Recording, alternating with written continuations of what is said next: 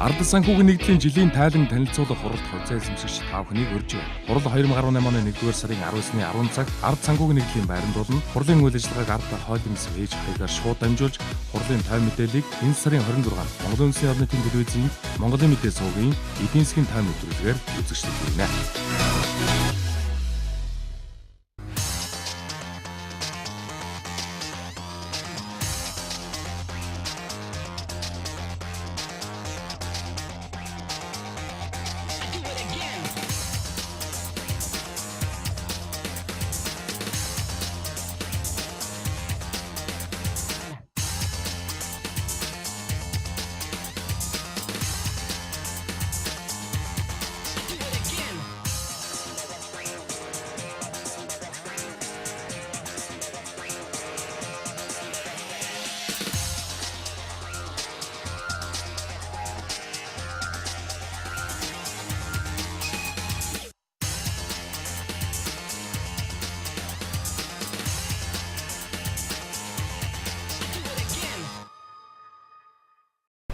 За Монголын өргөнгийн биржид бүртгэлтэй хувьцаат компаниуд маань жил болгон хувьцаа эзэмшигчтэйгээ хурлыг хийж жилийн тайланг хувьцаа эзэмшигчтэй нээлттэйгээр тайлагнах ийм үүрэг хүлээсэн байдаг. Энэ үүргээ бол компаниуд маань хэрэгжүүлээ явдаг байгаа. Харин ард санхүүгийн нэгдэл нь хэдий хаалттай компани ч гэсэн хувьцаа эзэмшигчтэй цуглуулан ээлж одоо жилийн тайлангаа тавьж байгаа нь бол маш талархууштай үйл явдал юм. Энэ жилийн тайланг тавьснараа компани засаг илүү нээлттэй, ил тод сайн болно. Ингэснээрээ илүү олон хөрөнгө оруулагчдыг өөртөө татж чаддгаараа онцлог байдаг. Ард санхүүгийн нэгдлийн цаашдаа Монголын өргөнгийн биржид бүртгэлтэй Жинс ус компанитай нийтх ийм зорилт тавьсан явж байгаа. За энэ үйл ажиллагаанд ч гэсэн энэ нээлттэй тайлагналын үйл ажиллагаа бол бас тусдсан болно. Ингээд цаашдаа Жинс устай нэгдэж илүү хөрөнгөний зах зээл нээлттэй компани болж илүү олон хувьцаа эзэмшигчтэй, илүү олон хөрөнгө оруулагчтай болсноороо энэ компани үйл ажиллагаа өсөн дэвжих боломж бол илүүтэй болох юм аа. Өнгөрсөн жил бол бид нар түүхэнд байгаагүй хамгийн өндөр дээд арилжаагаа хийлээ. 860 гаруй тэрбум төгрөгийн ийм арилжаа хийсэн. 26 жилийн түүхэнд байгаагүй юм арилжаа боллоо. Нөгөө дээгүүр давхар бүртгэлийн журмаа бид нар батлуулж чадлаа. Шинээр IPO, шинээр бондууд гарлаа. Энэ болгоно мөн адил 26 жилийн түүхэнд байгааг өндөр амжилтуудыг үзүүлсэн ийм онцлог үйл явдлаар дүүрэн байлаа. Эдгээр үйл явдлын нэг нь бол яахын аргагүй Жинс ус болон хөрөнгө оруулагч үндэстэн компаниудын нэгдэх үйл ажиллагаа болсон. Энэ бол бас манай хөрөнгөний зах зээлийн бас онцлог 17 оны онцлог үйл ажиллагааны нэг болсон. За ингэснээр бол цаашдаа Жинс ус гэж хөлөөнгүй компани илүү нээлттэй үйл ажиллагаа сайтай хөрөнгө оруулагч үндэстэндээ нэгдснээр хөрөнгөний биржийн зах зээлийн үнэлгээ болон арилжааны идэвхтэй сэргийж цаашдаа магадгүй нэмэлт хувьцаа гаргалтаар илүү их хэмжээний хөрөнгө оруулалт татах боломжийг бол тус компани олж авч чадсан. Ард санхүүгийн нэгдэл хаалттай хувьцаат компани үйл ажиллагааны тайлангийн хурал болох гэж байгаа гэдэг таатай мэдээг хүлээж авлаа. Тэгээ энэхүү мэдээг сонсоод энэ хөрөнгөний зах зээл дээр үйл ажиллагаа явуулдаг мэргэжлийн хувьд ч тийм энэ хөрөнгөний зах зээл дээрх мэргэжлийн байгууллага болох Монголын үн цасны арилжаагчтай холбооны удирдах зөвлөлийн даргын хувьд ч гэсэн энэ мэдээллийг маш таатай одоо баяртайгаар хүлээж авлаа.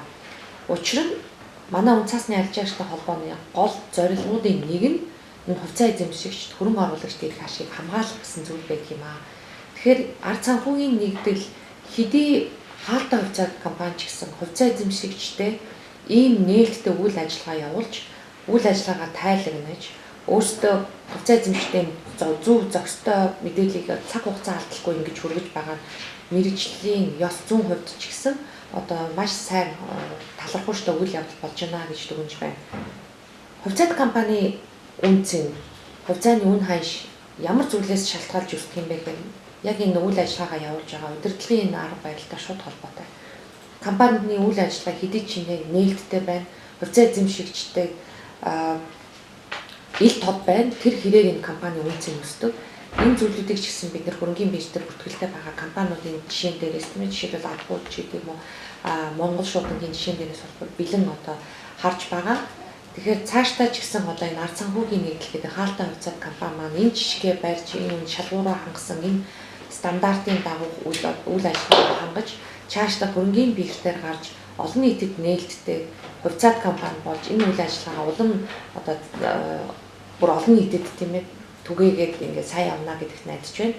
Өнгөрсөн 2017 онд хөрөнгийн зах зээл дээр гарсан онцлогчтой одоо үйл явдлуудын нэг нь бол яалтчгүй жинс тус компани дээр хөрөнгө оруулагч үндэстэн нэгдэж олон нийтэд нээлттэй компани болсон ийм үйл явдал байгаа. Тэгээ энэ бол Монголын хөрөнгийн зах зээлийн 26 жилийн түүхэнд одоо анх удаа болсон амжилттай хэрэгжиж ингэж явсан анх удаагийн ийм үйл явдал болсон. Тэгээд үүгээрээ хөрөнгө оруулагч нарт одоо ямар боломжуудыг бий болгосон юм бэ гэхээр мэдээж хэрэг компани нээлттэй, олон нийтэд нээлттэй ил тод болж байгаагаас гадна нөгөөтэйгөр хувьцаа эзэмшигчтэй өөрсдийнхөө хувьцааг чөлөөтэй арилж байгаа тийм ээ худалдан авах ийм нөхцөл болцоонуудыг өгсөн. Тиймээс цаашдаа ард санхүүгийн нийтлэл маань ч гэсэн хөрөнгийн зах зээл дээр одоо бүртгэлтэй нээлттэй компани болгож энэ хөрөнгийн зах зээлийн хөгжилд хувь нэмрээ оруулна гэдэгт одоо баттай итгэж байна. Ингээд та бүгдийн ажилд амжилт хүсье. За анх бол ард санхүүгийн нийтлэл компани маань ер нь 2015 оны 12 сарын 10-нд одоо төлөрсөн хадгаламж дээр бүртгэгдэж нэрлсэн одоо тухайн үеийн ханшаар 100 төгрөгийн ханштай 22 сая 752,700 ширхэг хувьцааг одоо өнөөдрийн байдлаар 1133 одоо нийт хувьцаа эзэмшигчдэд одоо эзэмшиж байгаа юм мэдээлэл байна манай дээр. За мөн одоо тухайн үеэс одоо өнөөдрийн хүртэл нийт 359 удаагийн одоо худалдан авах гэрээгээр одоо тухайн үн цаасыг одоо шилжүүлсэн өмчлөх эрхийг. За мөн одоо тухайн дүн маань бас нэлээд өндөр байгаа. Энэ маань одоо 3 сая 480,693 ширхэг ийм хувьцааг бол шилжүүлсэн байна. Ерөнхийдөө бол олон улсад бол яг энэ хувьцаа эзэмшигчдийн хурал бол өөрөө тухайн хувьцаат компани одоо хамгийн удирдах дээд одоо дээд одоо нэгж байдаг. За энэ маань өөрөө юу гэж байгаа юм гэхлээр тухайн хувьцаат компани бүх үйл ажиллагаа за бизнесийн одоо тухайн одоо тайлан тийм ээ тухайн жилийн тайлан за мөн дээрээс нь одоо ерөнхийдөө этик гэж одоо хүмүүс их ярьдаг тий одоо Монгол улсын санхүүгийн зах зээл дээр байгаа нийт одоо энэ хувьцаат болон хувьцаат компани болох гэж байгаа энэ компаниуд энэ үйл ажиллагааг сонирхож байгаа. За хувьцаат компани өөрөө этиктэй байна. Хамгийн одоо зөв үйл ажиллагаа явуулж байгааг юугаар илэрхийлж чадах вэ гэвэл энэ компани засаглал буюу одоо өөрөөр хэлбэл үйл ажиллагаанд бол компани одоо үйл хэрийг мөрдөж явах хэрэгтэй. За компани үйл хэрэг маань ерөнхийдөө олон улсад бол corporate action гэж нэрлэгддэг. За энэ дотор бол үндсэндээ ноогдол ашиг тараах, хувьцааг нэгтгэх, хуваах тийм ээ. За мөн хувьцаа эзэмшигчдийн хурлаас гаргасан шийдвэрийн дагуу тайлан судалгаа мэдээг одоо мэргэжлийн байгууллагуудад хүргүүлэх тийм ээ. Энэ мэтчил маш олон үйл ажиллагааны дотор багтдаг. За энэ үйл ажиллагааг хэрвээ сайн хийж чадах юм бол тухайн компани одоо этик буюу компани одоо засаглал өөрөө одоо governance буюу одоо компани удирдах нэгж нь өөрөө маш сайн үйл ажиллагаа явуулж байна. Үнэн бодиттой зөв байна гэж ойлгох хэрэгтэй. 3,000 хувьцаа эзэмшигчийг төлөөлөөд манай хамгийн идэвхтэй хэдэн хүмүүс бол ирсэн байна. Мэдээж хэрэг бүгд цаг зав гаргаад өнөөдөр энэ чинь цугларах шаардлагач байгаагүй нөгөө талаас бол боломжч байхгүй. Гэхдээ өнөөдөр бид нар энэ технологийн одоо давуу талыг ашиглаад хамгийн түрүүнд хувьцаат компаниудын дундаас 2017 оныхоо тайланг базаад урьдчилсан байдлаар та бүгдтэй өнөөдөр ингээд хүргээд авъя гэж бодсон юм байна. Түрүү жил санаж байгаа бол бид нар яг өдөөд бахаад ингээ би уцаа барьчаад тэгээд өөрийгөө ингээ аваад ингээд тайлангаа бас урьдчилсан байдлаар нэг сард ингээд хүргэжсэн. Мэдээж хэрэг бол нөгөө хөрөнгийн биржийн тоглогчид, хөрөнгийн бирж дээр бүртгэлтэй байгаа компаниуд, хувьцаат компаниуд бол өнөөдөр 2017 оны хувьд бол маш их ахиц дэвшлийг бол гаргаж ирсэн. Тэр нь бол нөгөө тоон үзүүлэлтээр хөрөнгийн одоо зах зээл дээр байгаа компаниудын үнэлгээн дээр арилжааны идэвхээр бол харагдсан. Энэ бол маш олон хүмүүсийн оролцоотой тийм ажлын үр дүн. Цаашид илүү их тийм том амжилтыг бол бид нар гаргая гэд мэрэгчлэтнүүдийн хувьд бол ингээд зориод ажиллаж байгаа. Дөнгөж саяхан Монголын үндэсний телевизээр тэр ногоон сум гэдэг нэвтрүүлэг гарсан. Энэ бол нөгөө хүмүүсийн толгойн нэг тодорхой хэмжээнд нэг шинээр ингээд гэрэлгийгээ салхи оруулсан тийм үйл ажиллагаа болсон. Тэгээд манай сэтгүүлчдийн төлөөлөл энэ ч бас байж байгаа. Та бүгдийн оролцоо бол энд маш их чухал байгаа. Гэхдээ Яг үнэндээ бол нөгөө хөрөнгийн бирж дээр хувьцаагаа гаргацсан байгаа компаниуд, удирдлагууд нь өөрсдийнхөө үйл ажиллагаанд, өөрсдийнхөө мэдээллийн ил тод байдалд, өөрсдийнхөө нөгөө хандлагад өөрчлөлт гаргахгүйгээр бол цаашдаа энэ ингээд илүү хурдцтай хөгжих зүйлд бол садаа болоод явах юм. Тэгэхээр юу вэ гэхээр компаниуд өөрсдөө мэдээлэл нэн чөлөөтэй хөрвүүлдэг болох хэвээр, цаг тухай бүрд нь хүргэдэг байх хэвээр. Хувьцаа эзэмшигчдийн эрхийг нь хамгийн одоо зөв байдлаар хангах хамгийн ихний энгийн соёл бол юу гэхээр компани аудит нь хийж дуусаагүй байсан ч гэсэн улирал дууслаа, улирлын төгсгөлд улирлынхаа мэдээллийг, урьдчилсан мэдээллийг сайныг нь ч тэр, мууг нь ч тэр хувьцаа эзэмшигчдтэй тэгээ хөрөнгийн зах зээлийн мэрэгжлийн тоглогчдод хүргэдэг байх ёстой байгаа. Тэгээд энэ ажлыг бол бид нар түрүү жилээс эхлүүлсэн, анх ингээд гар утсаар эхлүүлж ирсэн бол өнөөдөр бид нар арай мэрэгжлийн төвшөнд гаргаж ирээд бусад компаниудтай бас ингээд уриалж байгаа нэг тийм санаачлага байгаа. Тэгээд өнөөдрийн арга хэмжээний зүгээр формат нь бол юу байх вэ гэхээр манай захирлууд энэ чинь ингээд бүгд цугларсан байгаа. Тодорхой бизнесийн нэгжийг удирдах байгаа захирлууд байгаа. Тэгэд энэ хүмүүс өөрөө өөрсдийгөө гарч ир танилцуулаад өөрийнхөө компани урьдчилсан дүнг танилцуулаад явчихна.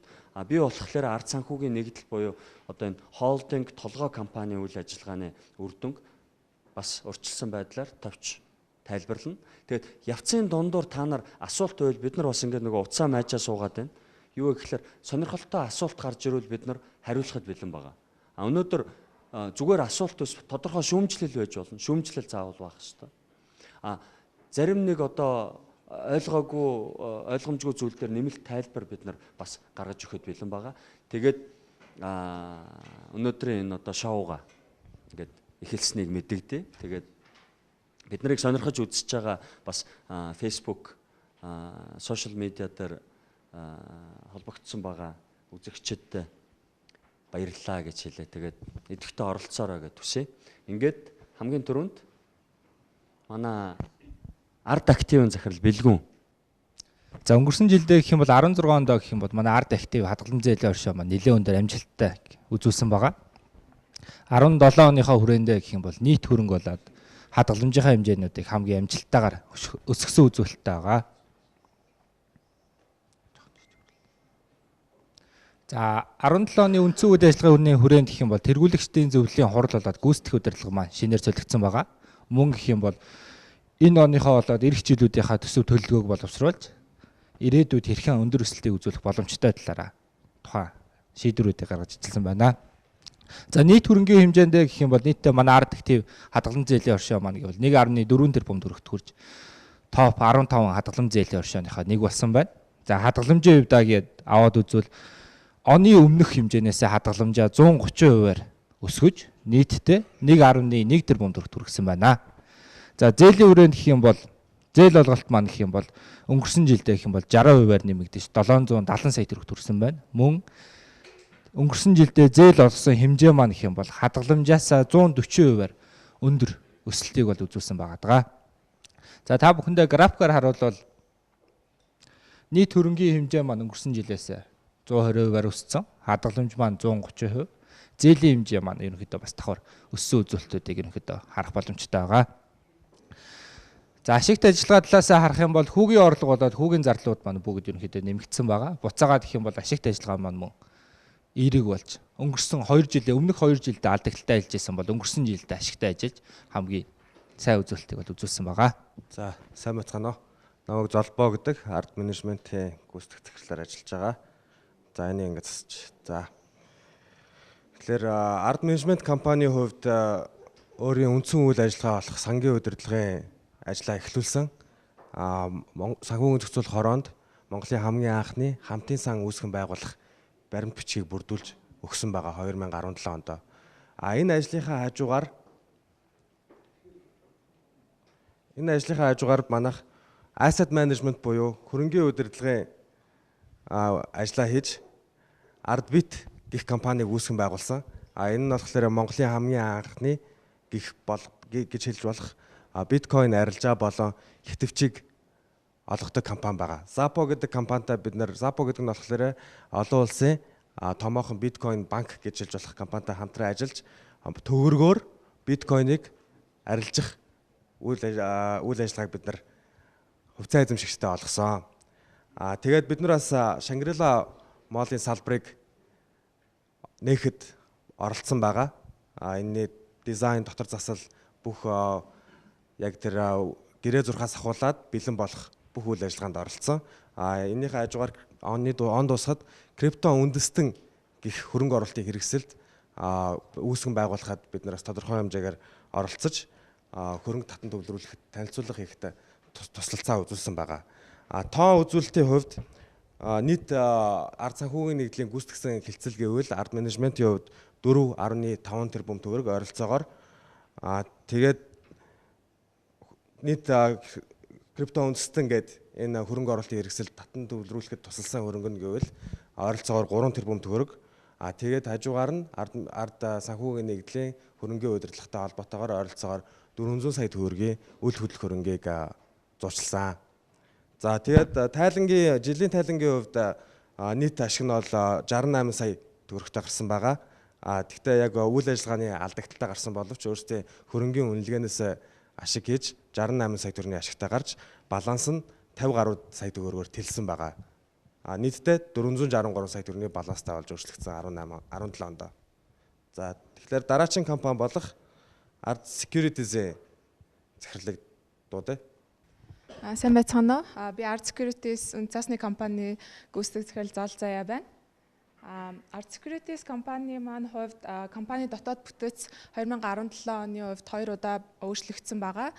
Тузан 4 удаа хуралдаад үйл ажиллагааны чиглэл болон дотоод үйл ажиллагааны чиглэл мөн бусад холбогдох шийдвэрүүдийг гаргаад явсан байгаа.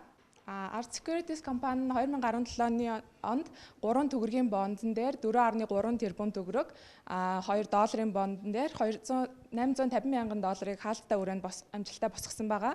Мөн Step Gold компани Канад дахь IPO хийхээс өмнөх хөрөнгийн татан төвлөрүүлэлтэд оролцсон. Ард Актем төрийн бас байгууллага гараа дамжуулан сургалт семинаруудыг хагас сайн өдөр болгон зохион байгуулсан. Мөн үүнийхээ хүрээнд Эрдэнэт, Чойр, Сайн шанд, Замын үүд, Хинти, Багнуур хотуудад нийт 1300 гаруй хүнд сургалтыг зохион байгуулсан байгаа. Ардын брокер аянг эхлүүлсэн байгаа. Үүгээрээ дамжуулаад ард даатгал Монгол шуудангийн салбаруудаар нийт одоогоор 56 хүнийг ардын брокер мандатыг олгосон байгаа. Энийг 2018 онд үргэлжлүүлээд явах болно. Жинс товс хөрөнгө оруулалт үндэстэн хувьцаат компаниудын нэгтгэлийн ажил амжилттай болж 12 сард бид цангаа зогсон байгаа хөрөнгөний бирж дээр. Хөрөнгө оруулалт үндэстэн чуулга уулзалтыг мөн амжилттай зохион байгуулсан 4-р сард болсон байгаа. Төгрөгийн бонд, доод түрүүн хэлсэнчлэн төгрөгийн бонд, долларын бондон дээр ард санхүүгийн нэгдэл, ард кредит, NAP, Хүннүү Air зэрэг компаниудтай хамтран ажилласан байгаа. Харилцагчдын тооны хувьд болохоор нодлон жилдээ 16 онтой харьцуулахад 2017 онд 14900 гаруй харилцагчтай болсон. Он гараад 15000 хүрсэн байгаа. Орлого зардлын хувьд ийм үзүүлэлттэй байгаа. Дэлгэрэнгүй ашиг маань болохоор бидний хөрөнгө оруулалтаас хамаарат 688 сая төгрөгийн ашигтай гарсан байгаа. Монголын хөрөнгөний биржийн арилжаа 16 онтой харьцуулахад 2 дахин буурсан. Энэ нь болохоор засгийн газрын үнд цаас энэ оны зөвхөн эхний хагас жилд борлуулагдсантай холбоотой. Ард санхүүгийн нэгдлийн хувьцааны арилжаа мөн Arts Securities компаниар дамжуулан хийгддэг байгаа. 16 онд 14 тэрбум төгрөгийн арилжаа хийгдсэн бол 2017 онд 9 тэрбум төгрөгийн арилжаа хийгдсэн байгаа. За баярлалаа. Дараагийн компани ArtLife. За баярлалаа. Сайн байцгаана уу? Намайг Дэлжин гэдэг. Би ArtLife компани гүйцэтгэх захирлаар ажилладаг байгаа. За манай компанийн хувьд хэм бол та бүхний мэдж байгаачлан 2016 оны 11 сар шинэ бүтээгдэхүүнээ танилцуулсан байгаа. Үүнээс хойш 17 онд Эмтендэ гэсэн нэрээ сольж ArtLife болж өөрчлөгдсөн. Мөн ард санхүүгийн нийтлэг компаниас 1 тэрбум төгрөгийн хөрөнгө оруулалт хийж өгсөн. Хамгийн голлох үйл явдал гэх юм бол Голомт Кастадиан банктай хамтарч эхэлсэн байгаа. Ингэснээр манай тэтгэврийн сангийн харилцагчдын хөрөнгө Голомт Кастадиан банкнд хадгалагдаж тэдний тайлан мэдээгээр баталгааждаг гэсэн үг. За шинэ бүтээгдэхүүн гаргасантай холбоотойгоор харилцагчдын тоо нэлээд нэмэгдсэн. Хамтран ажилладаг компанийн хувьд бол 11 компани шинээр нэмэгдэж харилцагчдын тоо 163%-аар өсч 870 хүрсэн байна 17 оны байдлаар. За нийт тэтгэврийн хоригдлын хэмжээний хувьд хэм бол өнгөрсөн оныхоос 113%-аар өссөнөөр 490 сая төгрөг болсон байна. Мөн ард даатгал компанитай хамтраад тэтгэврийн хоригдлын үйлчлэгээтэйгээ одоо хосолсон эрүүл мэнд гинтийн яслын даатгалын үйлчлэгийг бас үзүүлж эхэлсэн байгаа. Энэгээр мөн давуу талтай. Мөн удахгүй хувийн тэтгэврийн нэмэлт даатгалын тухай хуулийн төсөл мөн хүлээгдэж байна. Уг багтаа мөн манайх компанид хамтран ажиллаж байгаа. За санхүүгийн гол үзүүлэлтийн хувьд авч үзэх юм бол тэтгэврийн сангийн хөрөнгө маань өнгөрсөн оныхоос 31%-аар нэмэгдэж 1.7 тэрбум төгрөгт хүрсэн байна. За урт хугацаанд хөрөнгө оруулалтын хувьд гэх юм бол түрүүнд дурдсанчлан ард санхүүгийн нийтлэл маань манад 1 тэрбум төгрөгийн хөрөнгө оруулалт хийгээд урт хугацаанд хөрөнгөний оруулалтын хэмжээ маань 34%-аар нэмэгдсэн. Тэтгэврийн хоригдлын хэмжээ маань 113%-аар өссөн гэсэн одоо юм голлох үзүүлэлтүүдтэй байна. За хуримтлагдсан ашигын хувьд хөрөнгө оруулалтын үнэлгээгээ зах зээлийн үнэлгээгээр хийгээд өнгөрсөн оны байдлаар 309%-аар өсч 151 сая төгрөг төрсөн гэсэн үзүүлэлттэй байна. За орлого үр дүнгийн тайлангийн хувьд орлогын хэмжээ маань мөн өсч 201 сая төрсэн байгаа. Зардлын хувьд бас 16 оны хувьд ийм баг гарсан нь болохоор хагас жил үйл ажиллагаа явуулсантай холбоотой. 17 онд болохоор бүтэн жил үйл ажиллагаа явуулаад нэлээд идэвхтэй үйл ажиллагаа явуулж одоо бүтээгдэхүүн шиг танилцуулсан учраас зардал жаахан өсч гарч ирсэн байгаа. Гэтээ одоо эцсийн үр дүнгээр нь аваад үзэх юм бол ашиг маань 131%-аар өсөж 114 сая төгрөг төрсэн ийм үзүүлэлттэй байна. За дараагийн компанийг ард даатгал компаниг ус захирал цог одрах захирал танилцуулна. За баярлалаа. За сайн байцгаана уу та бүхэнд энэ өдрийн мэндийг төшөөлье. Би ард даатгал компаниг гүйцэтгэх захирал цог одрах байна. За 2017 онд манай компанийн хувьд маш олон амжилтуудыг эвдсэн өндөр өсөлттэй жил болж өнгөрлөө. Бидний нийт хөрөнгө анх удаа 11.7 тэрбум төгрөг төрж нийт хөрөнгө оруулалтын хэмжээ маань 6 орчим тэрбумтай болж нийтдээ 40 орчим хувиар өссөн ийм өндөр өсөлтийг үзүүллээ. Түүнээс гадна хураамжийн орлого маань нийтдээ 10.3 тэрбум төгрөг төрж өмнөх жилийнхтэй харьцуулбал 44.4%-аар өссөн. За хөрөнгө оруулалтын орлого маань 75%-аар өсч 1.4 тэрбум төгрөг болж өссөн байж байгаа. За энэ хөрөнгө оруулалтын орлогын өндөр өсөлтөнд бол хөрөнгө оруулалтын багцын бүтцэд өөрчлөлт хийж өндөр өгөөжтэй ялангуяа аж ахуйн нэгжийн бондуудад хөрөнгө оруулалтын явдал маань нөлөөлсөн байж байгаа. За бид нэр 10 тэрбум төгрөгийн даатгалын хураамжтай ажиллаж мөн үүнээсээ 4 орчим тэрбум төгрөгийг нөхөн төлбөрт олгосон ийм ажилттай явж байна. За гадаадын давхар даатгалын нэр хүндөхийг компаниудтай хамтран ажиллаж давхар даатгалын хэмжээгээ нэмэгдүүлсэн байж байгаа. За бид үйл ажиллагааныхаа зардлыг 1 жил төвшөндөө барьж сүүлийн 3 жилдээ ойролцоогоор 3.8 тэрбум төгрөгийн үйл ажиллагааны зардалтай ажилласан боловч цэвэр ашигын хэмжээ маань өнгөрсөн жилийнхтэй харьцуулахад 2.5 дахин өсч тэрбум гаруй төгрөгийн цэвэр ашигтай ажилласан. За санхүүгийн харьцаа үзүүлэлтийн хувьд бид өөрийн хөрөнгийн өгөөжийг 22.4% хүргэж өсгсөн бол нийт активын өгөөж маань 10% өсч өндөр өсөлтийг үзүүлсэн ийм хэвтэй явж байна.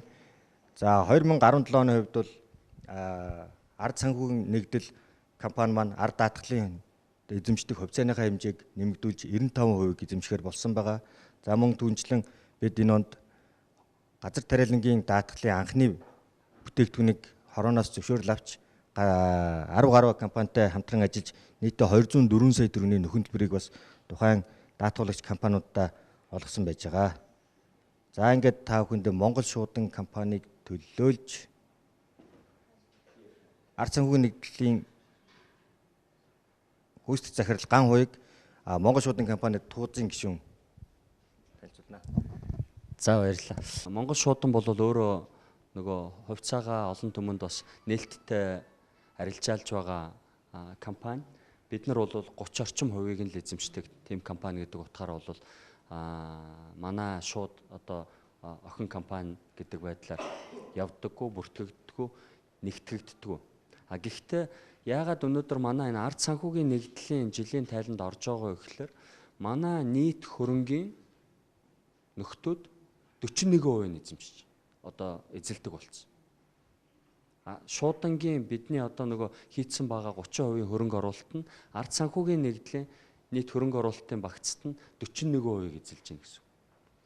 Шуудангийн хувьцааны үн бол оны сүүлээр 552 төгрөгтэйгээр хаагдсан. Та нар санаж байгаа бол бид нар 185 төгрөгөөр авч ирсэн шүү дээ, тий. 185 төгрөгөөр эхний хөрөнгө оруулалтаа хийжсэн бол 552 төгрөгөөр хаагдсан байгаа. За тэгээд шинжилэл бол хийгдсэн. Манай шуудангийн шинэ удирдлагууд төлөөлөл удирдах зөвлөлтөйгөө хамтраад шинээр хөрөнгө оруулалтуудыг хийх компани ребрендингийн ажлыг бол маш сайн хийж энэ нь бол тодорхой үр дүнгөө өгч байгаа. Одоо шинэ салбар нээсэн байна бид нар. Энэ Post Shop гэдэг шинэ брендийг гаргаж ирээд одоо дараагийн нөгөө үе шатанд явагдах гээд байгаа e-commerce буюу цахим худалдааны ажлыг эхлүүлээд эхний ээлжинд бол энэ одоо дэлгүүрийн ажлыг энэ Post Shop гэдэг нэрэнд оруулаад явуулж эхэлсэн байгаа. За би одоо баргалж энэ товчлуудыг ойлгохгүй юм байна. Атут гэдэгтэй хамтраад сонгоо хариханд ATT гэдэг тийм юм хийсэн байна. За тэр Dragon төв гэдэг нь бол тань та бүгд тэр товчлуудыг нь бол сайхан дараа нь бас хараад авчгаараа. Тэгэхээр энэ ер нь бол нөгөө тээвэр тийш хадгалтын төвийг байгуулж байна гэсэн үг. Бид нар бол цаашдаа тэр логистикийн төв аймаг сумдыг илүү одоо нарийн хурдан шуурхай холбох ажлуудыг бол хийж байгаа. Дээрэс нь бол энэ тийм транзит тээврийн ажил дээр бол бид нар нэлээд сайн гэрээнүүдийг хийгээд та нар заримдаа бол энэ хэвлэл мэдээллээр бол бас харж байгаа бах. Тэр транзит тээврийн ажил дээр Орос хятадыг холбосон тийм гүүр болж ажиллах тал дээр бол бид нар тодорхой хэмжээний акцийг гаргаж байгаа. За дээрэс нь энэ Post News гэдэг энэ брендийн дор хэвлэл захиалгыг илүү боловсронгуй болгох Post News CGMN гэдэг сайтыг ажилуулж эхлүүлсэн байна. За тэгээд ер нь бол энэ хүргэлтийн ажил дээр нэлээд их анхаарч ажиллаж байгаа. Ребрендингийн ажлаа үргэлжлүүлээд явна. За шуудангийн үйлчилгээг нөгөө хүргэдэг тэр харилцагчийн одоо суур баазаа бол нэмэгдүүлэх тал дээр нэлээх ахиц гаргаж ажиллаж байгаа юм. Мөн одоо энэ Буухай шуудангийн олон улсын шуудан хүргэлтийн ажил дээр бол ажлуудаа цааш нь илүү нарийн болгоод ажиллах юм байна. За мэдээж хэрэг бол аливаа одоо шинжил өөрчлөлтийг хийгээд бол хүний нөөц боловсон хүчнийхээ бодлого дээр тодорхой хэмжээний өөрчлөлтүүдийг оруулж байгаа. Санхүүгийн удирдлага, тайлагнал, аудит, дотоод хяналт гэдэг энэ асуудал дээр бол тодорхой хэмжээний акцуудыг гаргаж байна. Бүх салбарууд дээр бид нар бол нөгөө юм кассын машинуудыг, кассын системийг нэвтрүүлснээр бол бэлэн мөнгөний удирдлага дээр тодорхой хэмжээний акцыг гаргаад ахиц дэвшил бол одоо ингээд нүдэн дээр бол илт байгаа. Гэхдээ цаашид хийх ажлууд дээр бол бид нар одоо оны сүүл рүү бол энэ санхүүгийн үйлчилгээг Монгол шуудангийн салбараар дамжуулж эхлүүлэх, туршилтын ажлыг эхлүүлэх тийм ажлын хэсгийг бид нар байгуулад ажиллаж байгаа. Тэгэхээр энэ дээр бол удахгүй та бүгдэд бас нөгөө шуудангийн салбаруудаар банкны санхүүгийн үйлчилгээг хүргэх тэр ажлын явцын талаар, ахиц дэвшлийн талаар мэдээллийг бол бас хүргээд ажиллах болно. За тэгээд мэдээж хэрэг хөрөнгө оруулсан компанийн хувьд бол бидэнд бол хамгийн сонирхолтой юм бол энэ хувьцааны үн байдаг. Нөгөө жилийн туршид бол 320, 330, за дээшлээд 340, 50 үржсэн хувьцааны маань үн сүүлчийн улиралд бол дээшлээд бүр 840 хүртлээ бол өссөн. Тэгээд бид нар тодорхой одоо хэмжээнд ажилласны үр дүнд энэ хувьцааны маань үн бол ингээд тогтворчаад нэг 550 руу очиод өнөөдөр нэг 610-аас 650 хооронд хэлбэлцэлтэй байж байгаа. Энэ үнцний өсөлт бол бидэнд нөгөө хөрөнгө оруулсан байгаа та бүгдийн хувьд бол бас их сонирхолтой хөдөлгөөнүүд болж байгаа. За шуудан маань бол ашигын хувьд бол энэ ондоо түрүү жилийн хэмжээнд аваачаад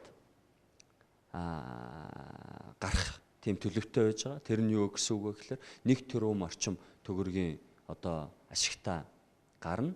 За тэгээ түрүү жил та нар санаж байгаа бол 30% ногдол ашиг өгж ирсэн. Тэгээд тэр жишгээ бол бас дагах болов 30-аас 50% ногдол ашиг дээр бол би гишүүний хувьд бол нэг тодорхой саналуудаа бол дэвшүүлнэ. Тэгээд энийг бол бид нар нөгөө 2 сарын эхэнд төлөө эхний 2 хагас төлөө мэдээлэх ёстой гэдэг. Тэрэн дээр бол удахгүй шийдвэр гарах байх. Саяны хэлдэг бол миний хувь хүний байр суурь. Нөгөө талдаа болохоор манай энэ даатгал бол түрүү хэлсэн тийм ээ. Тэрбум 50 сая төгрөгийн ашигтай гарсан. Бид нар бол түрүү жил ашигынхаа тал хувийг нь ногдол ашгаар хуваарлаж байсан.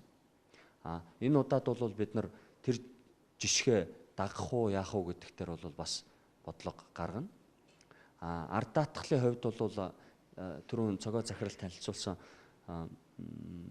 нэг шийдвэр бол манай даатгалын төлөөлөл удирдах зөвлөлөөс гарсан байгаа. Бид нар хувьцаагаа олон түмэнд санал болгож ажиллах гэж байгаа.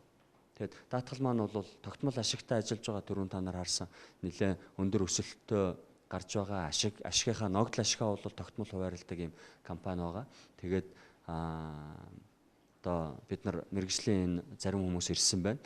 Тэгээд мэрэгжлийнхээ салбарын тоглогчдод нийлж байгаад хувьцааг нь хөрөнгийн бирж дээр гаргаснаар одоо олон түмэнд шууд одоо хувьцаагаа санал болгосон анхны даатгалын компани болох юм ажлыг бол за бүгдээрээ сайн байцгаана уу. Намайг Ган Зориг гэдэг, би Арт Кредит банк санхүүгийн байгууллагын гүйцэтгэх захирлаар ажилладаг байгаа. Тэгээд манай компанийн хувьд бол 17 бас нэлээд амжилттай өсөлтөө сайхан ашигтай ажилласан жил болж өнгөрсөн байгаа. Бид бас нэлээд олон шинэ одоо ажлуудын эхлэлийг бол тавьсан байгаа 17-онд. 18 оноос бол ажлуудаа ерөнхийдөө хэрэгжүүлж эхэлнэ. За тэгээд компанийнхаа товчхон үйл ажиллагааны болон санхүүгийн тайлан танилцуулъя. За энд манай онцлог одоо 17 онд хийгдсэн гол ажлууд байгаа. За нэгдүгээрт бид нар бол зээлийн хүүгээ, бизнесийн зээлийн хүүгээ бол 2-оос 2.3 болгож одоо хамгийн бага хүүтэй банк санхүүгийн байгууллага болёо гэдэг ийм ажлыг бол хийсэн байгаа. Тэгээ ерөнхийдөө энэ маань болохоор бас одоо харилцагчид, бизнес эрхлэгчдийг дэмжих зорилготой ийм ажил болсон хүмүүс нэлээд хүрсэн байгаа. За манай компани нийт 16 оны ашигынхаа 50%-ийг буюу 200 сая төгрөгийг ногдол ашгаар хуваарлсан. Манай компани бол ер нь миний хувьд 13 оноос хойш одоо энэ компанид ажиллаж ирсэн. Сүүлийн 4 жилийн хугацаанд 3 удаа ногдол ашиг хуваарлсан байгаа. Энэ жил мөн бас бид нар түрүүний Ган Уяг захирлын хэлдгээр ашигынхаа 50% бол ногдол ашгаар хуваарлнаа. За санхүүгийн зохицуулах хорооноос бол бид богино хугацаат санхүүгийн хэрэгсэлд хөрөнгө оруулах тусгай зөвшөөрлийг бол авсан. Ингэснээр бид нар одоо засгийн газрын бонд байт юм уу, компани бонд байт юм уу, хөрөнгийн бирж дээр листед самбарт байгаа компани хувьцаанд 1 жил хүртэл хугацаагаар хөрөнгө оруулалт хийх боломжтой болсон байна. За нийгмийн хариуцлагын хүрээнд бид нэр нэлээд бас ажлуудыг бол хийж ажилтдаг байгаа. Нэг ажлыг дуртахад бол манай банк санхүүгийн байгууллагуудын холбооноос зохион байгуулдаг 1000 цүнх чаленж гэдэг жил бүр зохион байгуулж эхэлсэн байгаа. Энэ ажилд бид нар жил бүр дэмжиж оролцдог. Тэгээд 29-р сургуулийн за сурагчдад бол хичээлийн бүрэн хэрэгслийг бол гардуулсан байгаа. За 2017 онд бид нар нэг шинэ бүтээгдэхүүн нэвтрүүлсэн. Энэ нь бол Арт Кредит картын бүтээгдэхүүнийг бид нар анх удаа банк усууд дундаасаа хийж үзье гэж зориглоод хийсэн. Энэ бүтээгдэхүүн маань бол бас нэлээд амжилттай явсан гэж миний хувьд бол дүгнж байгаа. Бид нэр 598 харилцагчтай болсон. Онлайнаар фейсбүүкээр манай захин хуудасаар хүн карт авах хүсэлтэд өгөх мөн боломжтой болсон байгаа. За бид 1.6 тэрбум төгрөгийн хаалттай хүрээнд бондыг бол амжилттай гаргаж 1.6 тэрбум төгрөгийг босгож эргэлтийн хөрөнгөтэй бол оруулсан байгаа.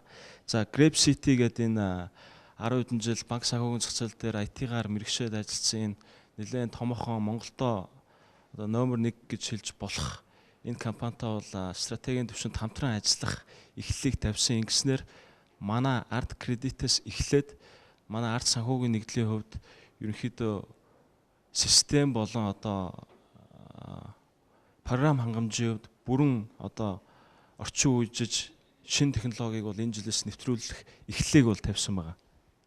За санхүүгийн үзүүлэлтүүдийг товчхон дурдахад бол манай нийт хөрөнгө 2016 онд 5.7 тэрбум төгрөг байсан бол 2017 онд 10.2 тэрбум төгрөг болж 80% өссөн байгаа. За санхүүжилт татан төвлөрсөн хөрөнгө бол 2.2 тэрбум байсан бол 4.9 болж 120% өссөн байгаа. Зээлийн багц 4.8 орчим байсан бол 7.8 болж 60% өссөн байгаа. За нийт хугацаа хэтэрэлт бол манайх тав харж байгаа байнга буурч ирсэн. Ер нь салбартаа бол манай хугацаа хэтэрэлттэй багц хамгийн багтаа орж байгаа яг салбарынхаа үзүүлэлтүүдтэй харьцуулахад за манай 17 оны үзүүлэлт бол нийт 1 хоногоос дээш хугацаанд ирсэн зээлийн багц 5.5% таа гарсан байна. За зээлийн дундаж хүүгээ би хэлсэн манайх үргэлж бууруулсаар ирсэн. Багцын дундаж хүү 236% болсон. Энэ бол бас салбартаа хамгийн баг хүүгээр зээл олгодог банк ус гэдгийг бол ер нь нотолж өгж байгаа. За цэвэр ашигын хувьд бол манай ашиг 16 онд 402 сая байсан бол 2017 онд 658 сая төгрөг болж нэлээд сайн үзүүлэлттэй гарсан. За өөрийн хөрөнгийн өгөөжийн хувьд бол мөн энэ бол өсөөд 25% одоо ROE гэж ярьдаг өөрийн хөрөнгийн өгөөжтэй ажилласан жил болсон байгаа. За ерөнхийдөө нэг иймэрхүү жил болсон. Тэгээд хөрөнгө оруулагч үндэстэн нэг сайн байцгаана уу? Намайг Тамир гэдэг. Би хөрөнгө оруулагч үндэстэн одоо хөрөнгийн бирждээр Jeans Toast нэрээрээ хувьцаанд арилжаалагж байгаа компаниг удирдах ажилладаг байгаа. Тэгэхээр бидний хувьд бол энэ жил 2 насыг хүрсэн ийм 2 жилийг ардаа орхисон байгаа. Тэгээд 2 жилийн хугацаанд болохоор бид нар 900 гаруй хувьцаа эзэмших нартай нийт татан төвлөрүүлсэн хөрөнгө маань 1.8 тэрбум төгрөг болсон. Үүгээрээ бид нар хөрөнгө оруулалт хийгээд хэрэгжсэн болон хэрэгжээгүй олз маань нийт 0.9 тэрбум төгрөг болоод манай дотоод үнэлгээ маань 2.6 тэрбум төгрөг болсон байгаа. Ингэснээр манай нэгж хувьцааны дотоод үнэлгээ 1000 урчилсан байдлаар 1611 төгрөг болж ингэж өссөн байгаа. Тэгэхээр бидний мэдээж энэ жил хийсэн гол ажил бол хөрөнгө оруулагч үндэстэн хувьцаат компанийг Монголын хөрөнгийн бирж дээр Монголын санхүүгийн салбарт анх удаага урвуу нэгдэл буюу одоо reverse takeover гэдэг хэлбэрээр Jeans Toast гэдэг компанитай нэгтгэж хөрөнгийн биржээр гаргасан байгаа. Манай нэгж хувьцааны анхны зарж исэн 2 жилийн өмнө зарж исэн хаалттай өрөөнд зарж исэн үн маань 1000 төгрөг байсан бол хөрөнгийн бирж дээрх өнгөрсөн жилийн эцсийн байдлаарх одоо хаалтын анш нь 1858 төгрөг болж өссөн байгаа. Ингэснээр манай хувьцаа эзэмшнэр 2 жилд одоо өнгөрсөн жилийн эцсийн байдлаар бол 85 гаруй хувийн одоо өгөөжийг хүртсэн ийм гайхалтай бас үзүүлэлтийг бол харсан байгаа. Тэгэхээр эндээс та бүхэн бас харж болно. Ерөнхийдөө бол бас зарим хүмүүс асуугаад сонирхож байгаа. Манай нээлтийн анш бол 500 төгрөгөөс эхэлсэн. Энэ нь бол Монголын хөрөнгийн биржийн дүрм журмын дагуу манай нэгдсэн Jeans Toast компани хаалтын анш болох 500 төгрөгөөс эхэлсэн байгаа. Тэгэхээр би түрүүн хэлсэн манай хаалтын өрөөнд анх зарж исэн үн маань бол 1000 төгрөг байсан. Тэгэхээр 1000 төгрөгөөс 1858 төгрөг болоод өссөн юм үзүүлэлттэй явж байгаамаа. Тэгэхээр бидний энэ жилийн гол төлөвлөгөө бол 4-р сард бид нэр 2 компанийнхаа хувьцаа эзэмшдийн хурлыг хийх болно. Энэ хурал дээр гол бидний хилцэх төлөөлөл удирдах зөвлөлийн зүгээс хилцэхээр одоо санал оруулж байгаа асуудал маань ард санхүүгийн нэгдэлтэй мөн урвуу нэгдлэр нэгдэж Монголын хөрөнгийн бирж дээр ард нэртэй одоо анхны дэвшилтэт технологи дээр суурилсан санхүүгийн цогц банк санхүүгийн цогц үйлчилгээ үзүүлэгч ийм компани хувьцаа чөлөөтэй арилжаалагдаж эхлэх ийм боломжийг хангахаар бид нэр ханцуу шамлан ажиллаад ингээд эхэлсэн байгаа. За манай хөрөнгө оруулагч үндэстний хувьд бол юм байна. Дараагийн танилцуулгын гав.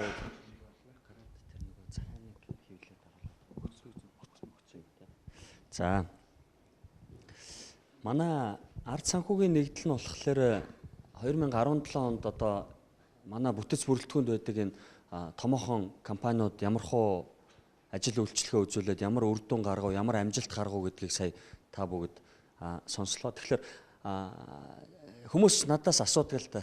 Яг ард санхүүгийн нэгдэл чинь яг юу юм бэ гэдэг. Ингээд заримдаа намайг ард даатгалын захирал гэдэг. Ихэнх нөгөө 20-30 жил ажилласан компани учраас тэрнгээр андуураад байд юм шиг. Ард даатгал бол манай 80%-ийг нь, үгүй 95%-ийг нь эзэмшдэг нэг компани. Ард кредит бол бид нар 80%-ийг нь эзэмшдэг нэг компани. Тэгэнгүүт наад хөрөнгө оруулагч үндэстэн чи юу юм бэ гэдэг. Тэгэхээр бид нар энэ саяны танилцуулга хийсэн компаниудын хувьцааг нь ард санхүүгийн нэгдэл эзэмшдэг. Хөрөнгө оруулагч үндэстэн бол манай компани хувьцааг эзэмшдэг компани шүү. Хөрөнгө оруулагч үндэстэн өнөөдөр хөрөнгийн бирж дээр хувьцаагаа арилжаалж байгаа. Сая манай Тамира буюу энэ сахалтай залуу одоо танилцуулсан компани маань бол манай компанийн хувьцаа эзэмшигч. 6.2% нь эзэмшдэг. Тэгээд бид нар 4 сард нөгөө хувьцаа эзэмшигчтэй тайлангаа тавиад тэгээд нэгдъя гэдэг саналыг тавилаа гэж байна шүү дээ. Тэгэхээр хөрөнгө оруулагч үндэстэн буюу одоо жинс тус ард санхүүгийн нэгдэл 2 нэгдээд манай ард санхүүгийн нэгдлийн одоо 2000 гаруй хувьцаа эзэмшигчид эднийтэй нийлээд манай хувьцаа хөрөнгөний бирж дээр арилжаалагдана гэдэг ингээд ойлгочих хэрэгтэй. Тэгээд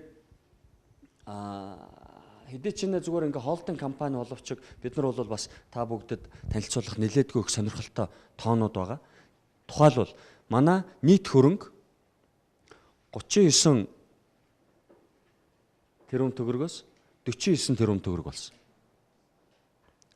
Манай стратегийн энэ компаниудын нөгөө хөрөнгө оруулалтуудыг нийлүүлээд харуул 25.6 тэрбум төгрөгөөс 38.8 тэрбум төгрөг болсон. Эдийн засаг ямар байлаа, улс төр ямар байлаа, одоо бусад энэ нөхцөл байдлыг ингээ харуул энэ өсөлтүүдийг би танилцуулахад бол их таатай байгаа. Маш их гоё өндөр өсөлтийг бол бид нар гаргаж чадсан. Ялангуяа манай нөгөө хувьцаа эзэмшигчдийн дундаа эзэмшдэг нөгөө хөрөнгийн хэмжээ нь 37-оос 43 тэрбум төгрөг хүрсэн. Гэхдээ та нар сануул бид нар шинээр хувьцаа гаргаагүй. Энэ бол дотоодосоо бид нар бий болгож өгч чадсан та бүгдэд нөгөө амлсан зүйлээ хийж гин гэсэн үг. Үн цэнийг чи өсгөж өгч гин гэсэн үг. Манай хувьцааны үн нэмэгдэж гин гэсэн үг. Яг л гэхээр бид нар шинэ хувьцаа гаргаж энийг санхүүжүүлээгүй. За тэгэхээр энийгээ дагаад манай нэг ч хувьцааны үнэлгээ 2454-гээд 16 оны сүүлд гарч ирсэн бол өнөөдөр 2900 болсон. Тэгэхээр сая 12 сард 2500-аар манай хувьцааг авсан хүмүүс 12 сар ч юу. Нэг сар хүрэхгүй хугацаанд нөгөө үнэлгээ нь ингээ нэмэгдчихэж байгаа байхгүй. Энэ бол нөгөө хөрөнгийн зах зээлийн гайхамшиг. Нөгөө хийж байгаа компанид итгэж байвал тэр удирдлагын ажилд итгэж байвал цаад хүмүүсийг нь ажил нийл тод ингээ явж байвал нөгөө хөрөнгө оруулсан байгаа компаниуд нь сайн ажиллаж байвал энэ үнц нь ингэж нэмэгддэг.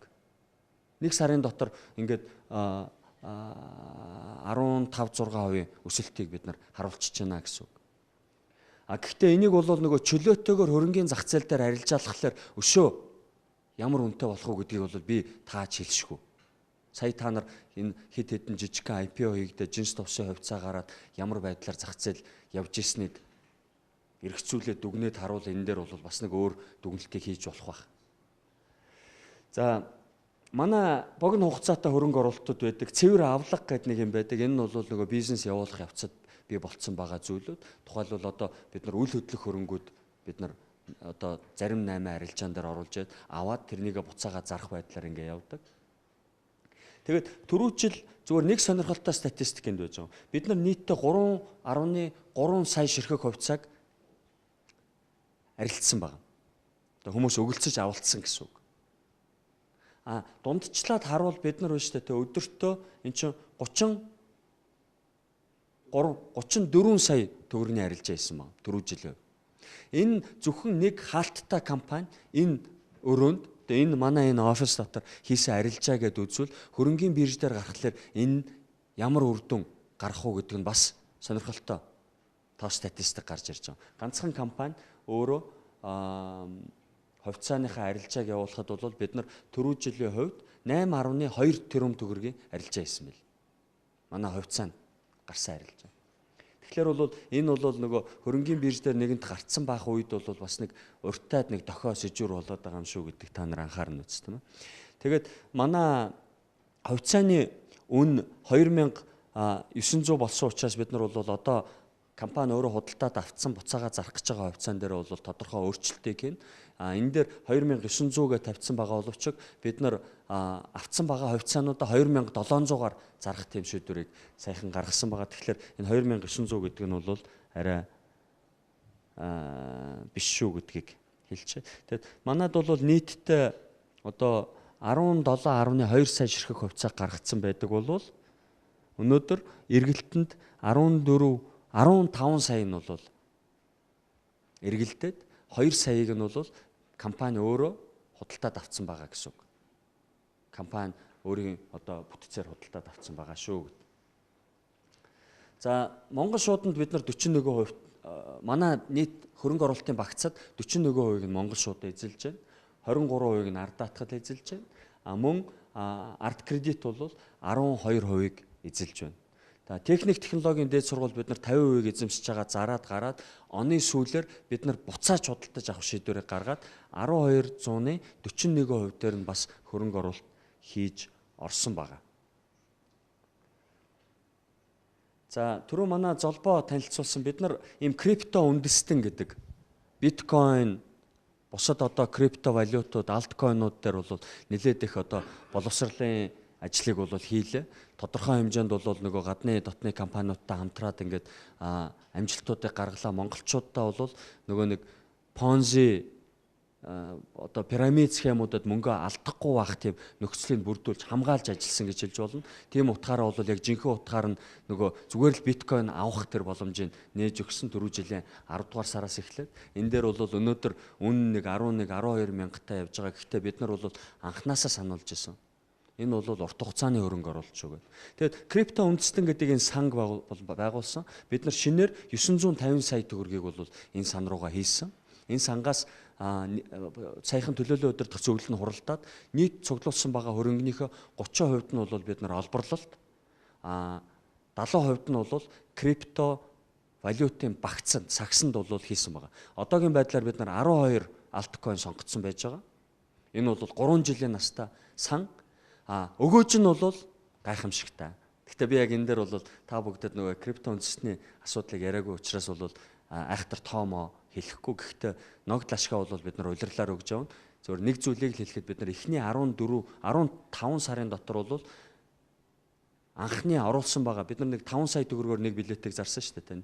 Тэр мөнгөө хүмүүс буцаагаад авчихна. Үлдэх нь бол бонус. Тэр нь хэд нугарахыг бол бид нар одоо дараа нь та бүгдэд хэлв. Нийтдээ 153 хөрөнгө оруулагч орсон байна. За тэгээд нөгөө боловсролын ажил дээр юу юм бэ гэхээр бид нар ийм 2 ном хөрөнгийн зах зээлийн талаар бол энэ амжилттай хөрөнгө оруулалт, миний анхны амжилттай хөрөнгө оруулалт гэдэг ийм номыг бол манай залуучууд бичээд гаргасан, сургалтууд маш ихээр явуулсан. Цахим алт гэдэг энэ номыг хэвлэж гаргасан.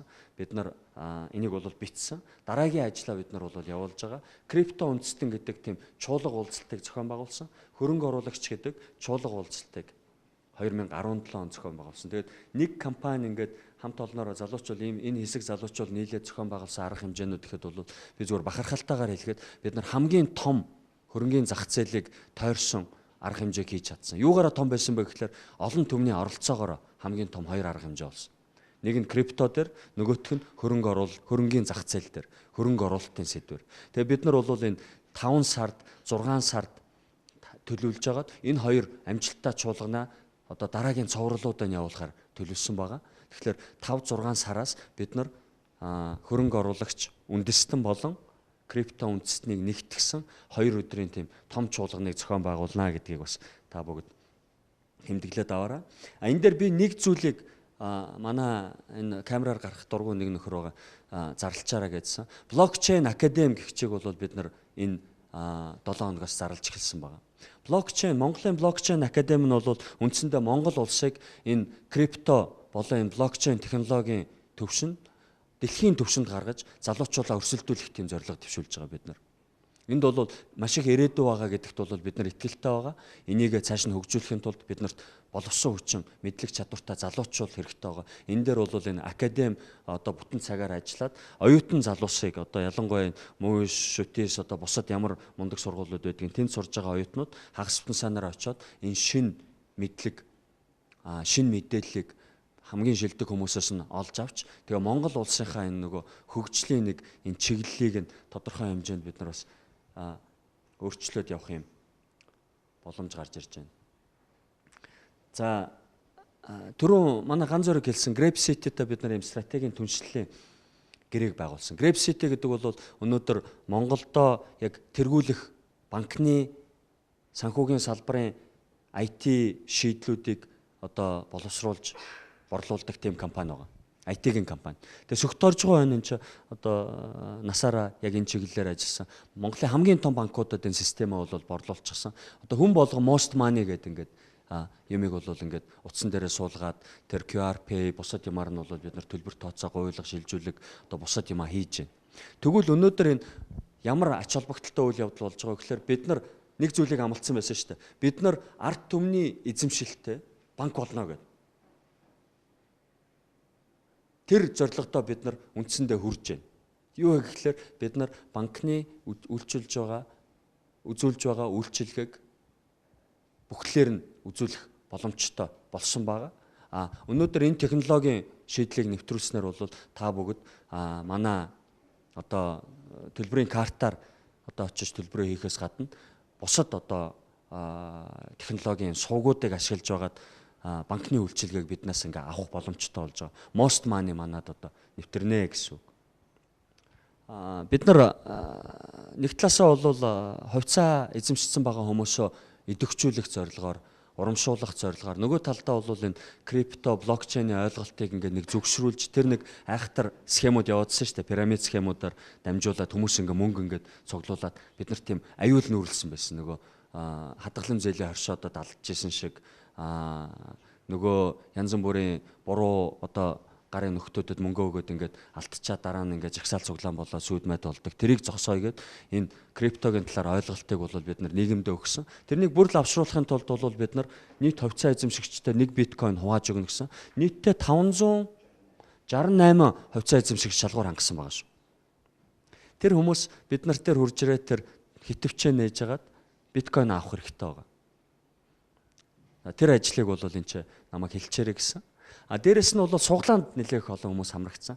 Гэхдээ ингээл ингээ хувьцаа гэл ингээл яриад байдаг. Яагаад ер нь хувьцаа авж байгаа хүндээ суглаа өгчих болдгоо гэж би бодсон. Тэгэд мэдээж хэрэг бол эргэлзээ байсан.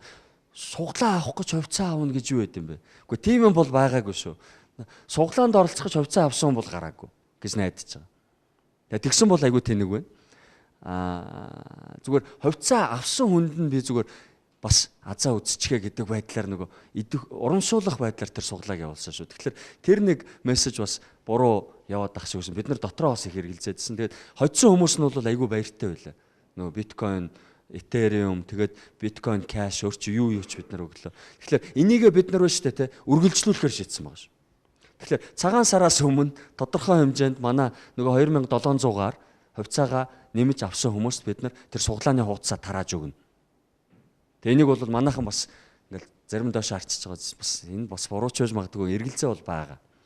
Гэхдээ яг хэвтэ эн чинь бас нөгөө азийн тэнгэр ингээ ивэн гэдэг ингээ ярьдаг. Бид нар ч хиймөртэй байна гэж ярьдаг. Тэгэхээр тэр хувьцаа авж байгаа хүнд бид нар тодорхой хэмжээнд энэ суглаагаа бол өгчөө. Нийтдээ 14 азтан гарсан. Нийтдээ бид нар 56 сая төгрөг тэр суглаанд тараасан.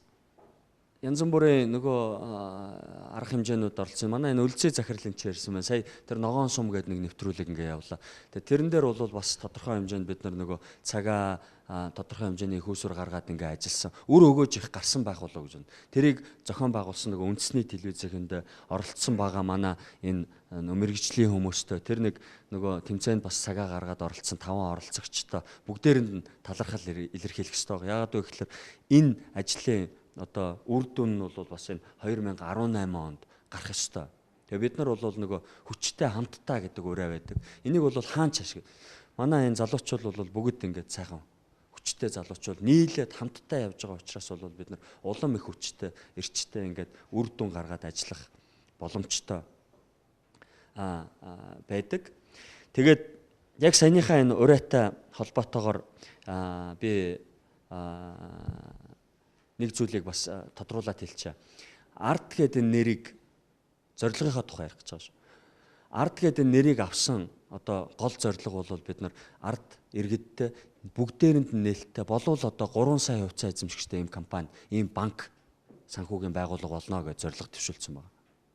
Тэгээ эндээ бол бид нар хүрх одоо аялал маань бол нэлээд урт байлаа. Тэгээ итгэл хүлээлгсэн та бүгд одоо үр дүнгээ шангаа хүртэх тийм жил болно гэж итгэлтэй байгаа. Бид нар бол хөрөнгө оруулагч үндэстэн гэд энийгээ бол бэлэгдсэн байж байгаа. Үндэстнэрээ хөрөнгө оруулагч болёо гэд. Хүчтэй хамтдаа гэдэг тэр stronger together гэдэг юм урайг одоо Hillary Clinton сонгуульд нэр дэвшгээс өмнө бол гаргаж ирээд энэ чинь ингээд бичсэн тавьчихсан байсан. Тэрийг баталгаажуулж гэрчлэх юм зурагнууд бол байж байгаа. Энийг үзсэн хүмүүс байж байгаа. Тэгээд бид нар үнэхээр хүчтэй хамтдаа тэгээд хөрөнгө оруулагч үндэстэн болно. Гэхдээ бид нар бол энийг бол бас дэлхийн нийтээс ингээд нэг хөндөй явуулчихгүй. Тэгэхээр өнөөдөр бид нар энэ монголчуудыг бүгдийг хаягтай болгох What Three Words гэдэг компани ажлыг дээрэс нь бол бидэнтэй ингээд түншлээд Монгол хүн болгон ажиллаа хийнгээ бас үл хөдлөх хөрөнгөө түрээслээд явах юм боломжийг нээж өгөх Airbnb гэдэг нэг үйлчлэг яваад байгаа шүү дээ. Хүн өөрийнхөө байшинг нэг хэд хоногоор ингээд доллараар ирж байгаа гадны зочид гээч жуулчинд ингээд түрээсэлчих юм боломжтой тийм үйлчлэгийг нэвтрүүлсэн гайхамшигтай компани байгаа. Энэ бол нөгөө шинэ эдийн засгийн төлөөлөгчд. Нэг нь технологи, нөгөөх нь бас технологи. Хоёулаа технологи интернетээр суурлаад нөгөө sharing буюу хуваалцдаг эдийн засаг гэдгийн юм төлөөллийг бол би ураад энэ бас микрофоныг дамжуулаад нэг 3 минут энэ нөхдөд Монголд одоо яг ямар дараагийн ажлыг хийх гэж байгааг бол танилцуулна. What Three Words-ыг бол бид нар Монгол шуудан дээр нэвтрүүлээд одоо 3 үгний хаягаар утсан дээрээсээ бид нар гэр хороолт байна уу, хөдөөний малчинд цуслан дээр, өвөлжөөн дээр хаягтай болсон байна. Бид нар тэгэхээр хаач явсан гэсэн миний хаяг намайг дагаа явдаг болсон байгаа байхгүй энэ софтверын дагуу. Тэгвэл дараагийн одоо алхмууд тэгээд энэ төр засгийн үйлчлэгээний байгууллагууд энийг хэрхэн яаж нэвтрүүлж ажиллах гэж байгаа талаар манай уянга одоо Монголын суурин төлөөлөгч тэгээд Giles гэдэг энэ залуу гарч ирээд нэг хитгүү үг хэлнэ. Just a couple of words, okay? And you can use your Russian. Hi everybody, I'm Giles from What Three Words in London. And What Three Words is a really simple way to talk about locations. We've divided the world up into small squares, 3 meters by 3 meters, and we've given every single square a 3-word address. За сайн байцгаана уу? Намайг Уянга гэдэг манай надтай хамт зогсож байгаа юм бол манай яг What Three Words буюу 2013 онд Англи улсад байгуулагдсан компаниг хариуцж ажиллаж байгаа маркетингийн захирал нь байна. What Three Words буюу 3 таягчлалтын компани нь бол дэлхийн гадаргууг бид нэр 3-ыг хайрцаг 3 м буюу 9 м квадратт хуваацсан. Тухайн 9 м квадрат болгоно нь 3 таягчлалтай. Өөрөөр хэлбэл дэлхийн хаач байсан та 3 таягтай хаач байсан ер нь хаягтай байгаа энэ технологиг нэвтрүүлж байгаа компани байгаа.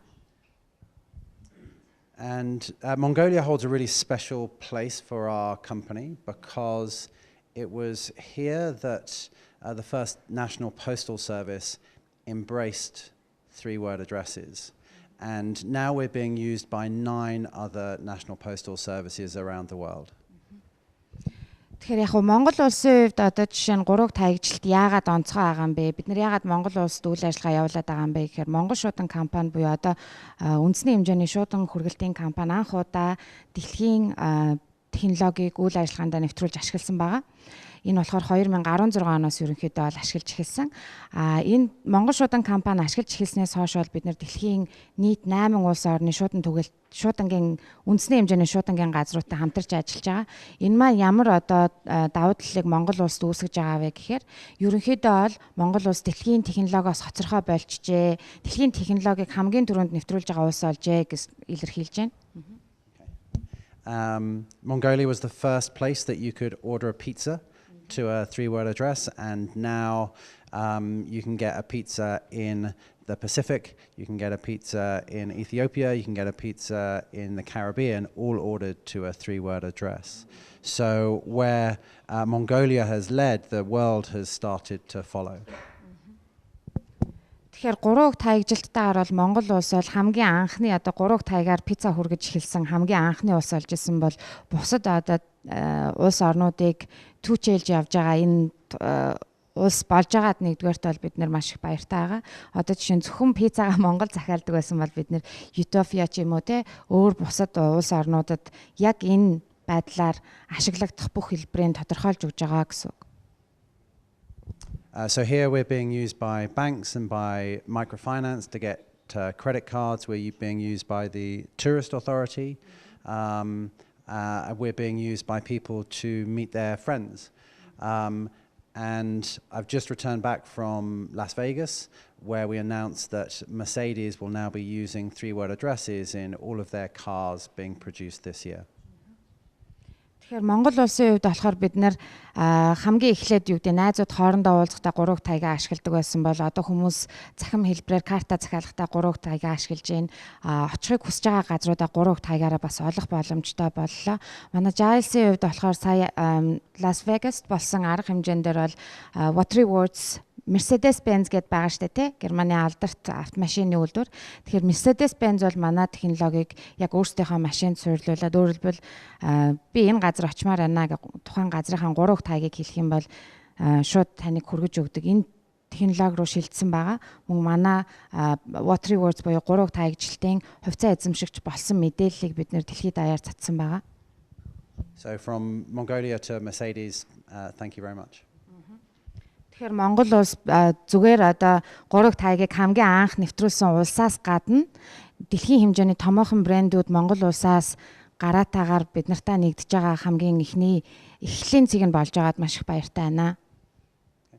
Баярлалаа. За тэгээ.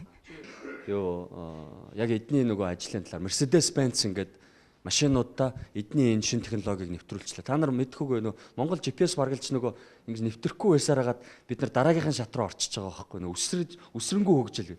Одоо үгээ хэлээл нөгөө машин чинь нөгөө GPS-н дээр шууд нөгөө хаягийг гаргадаг болчихж байгаа. Тэгэнгүүт яг хоо сая Giles бас үннийг хэлж байгаа л да. Бид нар эхэлж энэ технологиг Монголд нэвтрүүлсэн. Тэгээ энийг Монгол дэлхийн даяар монголоор жишж ярьж байгаад бусад том компаниуд авч хэрэгжилж эхэлж байгаа. Арабууд хэрглэж байна, Mercedes-Benz хэрглэж байна, том шуудангийн компаниуд хэрглэж байна. Гэтэ бид нар анхдагч байж үзсэн 2 жилийн өмнөөс. Тэгээд өчигдрийн нийтлэлээр нэг гоё юм байсан. 3 удаа Монголын тухай дурдсан байгаа. Гэхдээ нэг зүйл нь What Rewards гэж компанийг танилцуулахдаа төв нь Лондонд, Улаанбаатарт, тэгээ Йоханнесбургт гэж зарласан. Тэр бичсэн байна. Анх удаага би амьдралдаа энэ компанийн төв нь Лондонд, Улаанбаатарт, Йоханнесбургт гэдэг тийм Нью-Йорк Таймс гэдэг тэр сонин дээр ингэж бичсэнд нь бол их бахархсан. Ягаад гэвэл энэ дээр бидний нөгөө оролцоо байсан. Бид нар энэ юуг технологиг нэвтрүүлэхэд бас дэлхийд нэвтрүүлэхэд нь ингээд монголчууд хөдлөөд ингээд амжилтанд хүрлээ гэдэг тийм бахархал байсан. Нөгөө талдаа бол манай уянгаа энэ нөгөө алдартай салбарыг нь удирдах байгаа юм байна. Тэгээ Камерон гарч ирж байгаа хооронд чи бас өөрийнхөө бодлыг. За юуны өмнө түрүү манай Giles хийсэн ерөнхийдөө бол Монгол улсад шинэлэг технологиг нэвтрүүлж ажиллахад бол гол хүчин зүйл болж байгаа. Өөрөөр яг одоо хүмүүсийг чиглүүлэхэд үүрэгтэй оролцож байгаа нь бол гавь захирлаагаа ард санхүүгийн нэгдэл албан ёсоор бид нар төлөөлөгчийн газраа нээхээс өмнө бол ерөнхийдөө бол манай үндсэн одоо дистрибьютораар ажиллаж байгаа. Одоо ч гэсэн ажиллаж байгаа. Монгол улсад бид нар бол 2017 оны 5 сараас эхлээд үйл ажиллагаа явуулсан. Одоо ингээ харахаар бид нар 1 сар хүртэл гэхээр ерөнхийдөө нэг 6-7 сарын хугацаанд үйл ажиллагаа явуулсан гэхэд банкны салбарт бол картын үргэлт хийдэг боллоо. Захим худалдааны газрууд 3 таягаа ашиглаад харилцагчийнхаа хэрэглэгчдийнхаа үүдэнд ямар нэгэн олон удаагийн утсайн дуудлагаар танаа гэрийн хаяг хаана вэ гэж асуухгүйгээр үйлчлэгээ хүргэдэг боллоо. Залуу ээжүүд гэртээ хүүхдээ хараад байж байгаа хүмүүс зөвхөн 3 таягаа мэдж байгаа тохиолдолд ямар нэгэн олон удаа нөгөө хаягийн мэдээлэлээ e-commerce сайтууд дээр оруулж үйлчлэгээ авах шаардлагагүй болцсон байгаа. Тэгэхээр ерөнхийдөө бол яг бид нар шинэлэг технологиг нэвтрүүлж байгаа гэдэг утгаараа хаягжилттай холбоотой бусад бүх асуудлыг хэрхэн яаж шийдэх вэ? Энэ дээр бидний оруулж байгаа хувь нэмэр ямар байх вэ? Зөвхөн өдөр тутмын амьдралаас гадна ирээдүйд бид нар юу хийж болох вэ гэдэг чиглэлээр голчлон зорилгоо олгоод яг манай Улаанбаатар хотод байгаа офис маань бол төвлөрч ажиллаж байгаа. Энийний нэг жишээ нь бол одоо дэлхийн хэмжээний томоохон компани болох Airbnb буюу одоо эхний санаа нь бол хажуу өрөөгөө түрээслээд та илүү орлого олооч гэдэг байсан бол одоо орон нутагт байгаа газрууд хаана хаягийн мэдээлэлгүй газрууд хаана яаж очих вэ? Хэрхэн төлбөр тооцоогоо хийж дараагийн төвшөнд өөрсдийнхөө өдөр тутам олж байгаа орлогыг нэмэгдүүлэх вэ гэдэг зорилготой анхан шатны уулзалтад хийгдээд явж байгаа. Тэгэхээр одоо Камерон буюу яг Airbnb-гийн Монгол үйл ажиллагаа хариуцж байгаа. Дээрээс нь шинэлэг технологиг Airbnb-д нэвтрүүлж ажиллах үйл ажиллагааныг хариуцсан захирлаас ерөнхийдөө Airbnb-гийн талаар болоод бусад мэдээллийг сонсцгоё. Come here from San Francisco. It's not my first trip to Mongolia. I think when you come here, you fall in love and you have to come back. Airbnb allows anybody to open up their home, their apartment, or even their ger to invite tourists to come and experience Mongolia in a deeply authentic way. Currently, we are in 195 countries, and we have over 4 million properties. Here in Mongolia, in the last year, we've grown 40%, and most of our hosts are in rural Mongolia. So we're really interested in looking at sustainable growth throughout the country. Тэгэхээр Airbnb бол хүн болгоны одоо амьдралд хувь нэмэр оруулж болох шинэлэг технологи байгаа. Өөрөөр хэлбэл өөртөө байгаа хөл хөдлөх хөрөнгийг юм уу хүсвэл одоо хөдөө орон нутагт байгаа хүмүүс өөрсдийнхөө гэрээг ирж байгаа жуулчдад түрээслүүлээд одоо орлого олох бүрэн боломжтой байгаа. Монгол улсын хувьд бол ерөнхийдөө ямар давуу тал байгаа вэ гэхээр нийт өнгөрсөн жилийн байдлаар бол нийт өөрсдийнхөө байрыг түрээслүүлье, жуулчдыг авчирж ин тэндээсээ тухайн орлого олё гэсэн хүмүүсийн өсөлт бол 40% та байгаа. Хэдийгээр Airbnb одоо жишээ нь Монгол улсаас гадна 195 гаруй улс оронд үйл ажиллагаа явуулдаг ч гэсэн энэ Камеруны хувьд бол 2 дахь удаага ирж байгаа. Эхний удаа ирээл надад Монгол маш их таалагдсан. Тэгээ дараагийн удаа ирэхдээ одоо монголчууд яагаад Airbnb-г ингээд 40% өсөлтөөр ашиглаад байгаа вэ гэдэг зорилготойгоор ер нь дахиж ирсэн байгаа. So Mongolia is unique because it has the highest percentage of non-permanent structures on Airbnb. Because you have a large number of guests, and many of them on Airbnb. And as a result, we have to find interesting ways to get tourists to come to the guests. An interesting note about Airbnb's business model is 97% of the revenue stays in the country, and that the revenue is primarily to the homeowner. So it's a really interesting way to do sustainable growth in tourism. And in Mongolia, you are very good at the top 1% tourists who pay a lot of money for tours, and then for backpackers who are paying very little. But there's a huge untapped amount of new tourism that can come from middle income, from Japan, from Korea, from the United States, people that would spend much more money in communities. And we want to find ways where we can support our hosts in some of the most remote parts of the country. Тэгэхээр Монгол улсын хувьд нэг онцлогтой байгаа юм юу вэ гэхээр ерөнхийдөө бол бид нөгөө хөдөө орон нутагт гэр ихтэй байгаа тий. Тэгээд хаваржаанаас өвөлжөөнөөс зуны цагаар одоо жишээ нь юу гэдэг хөдөө орон нутагт их цусланлуугаа явж байна тий. Гэтэл яг өөртөөхөө гэрийг Airbnb дээр ингээ байршуулад за өнөөдөр та манад тонох юм бол $20 ч гэдэг юм уу тий. Ийм үнэтэй байгаад тэрийгээ жуулчдад хүрэх болохоор хаягийн асуудал айгүйх байдгаа. Тэр хаягийн асуудлыг шийдэх тийм гарцыг одоо монголчууд өөрөө өөрсдөө олоо сүүлийн үеийн шинэлэг технологи ашиглаад яваад байгаа. Airbnb-гийн одоо юу гэдэг хүмүүс санал болгоод байгаа хамгийн давуу тал нь юу вэ гэхээр ерөнхийдөө олж байгаа орлогын 97% нь өөрөөр хэлбэл тухайн орлого олж байгаа хүндээ буюу улсдаа үлдэж байгаа. Тэгэхээр энэ боломжийг бол одоо жишээ нь Airbnb олгож байгаа. Дээрээс нь аялал жуулчлалын салбарт одоо оруулж байгаа хамгийн том зүйл нь юу вэ гэхээр ихэвчлэн Монгол улсд ирж байгаа жуулчдыг ингээд хараад үзэхээр ерөнхийдөө бол luxury буюу дээд зэрэглэлийн аялал жуулчлал буюу өндөр үнэтэйгээр нэг бол аяллаа хийдэг. Нэг бол зөвхөн нөгөө тусгаалсан зардалт буюу бажет гэж яриад байгаа байхгүй. Одоо за би өнөөдөр энэ удаагийн 7 хоногийн аялалд $1000 л зарцуулна. Тэг хямдхан байдлаар аялах сонирхолтой хүмүүс их байгаад байгаа. Тэгтэл яг ингээд аялал жуулч дээр өгөөж харах олох боломж нь юу гэхээр дундад түвшний буюу дунджаас дээгүүр орлоготой тэгсэн мөртлөө дээд зэрэглэлийн үйлчилгээ авах боломжгүй тийм хүмүүст зориулсан аяллаа үйлчилгээ бол одоо манай монголчуудад ч тэр яг одоо Airbnb дээр аялал жуулчдад зориулаад өөрсдийнхөө үйлчилгээ туршлага тий жуулчдыг татах үйл ажиллагаанд байгаа хүмүүс анхаарахаар ийм том орон зай байна гэж бид нар бол харж байгаа. And finally, 2018 is a very important year for Mongolia because very soon you'll have a new airport, there's new infrastructure, and more tourists will come in 2019 and 2020. But we as a company want to work with many of our Mongolian hosts to train them to become better hosts, but also to support them and upgrade their homes and their gears so they can have good tourists who will spend money in the community. I also want to finally say I want to thank ARD. What 3 words? There is a group of emerging companies that are exposing Mongolia to the rest of the world as a hub for innovation, as a place you come to innovate. You cannot do this in Japan, you cannot do this in Korea, you cannot do this in China. But Mongolia is a place where you can really test new ideas and lead the way.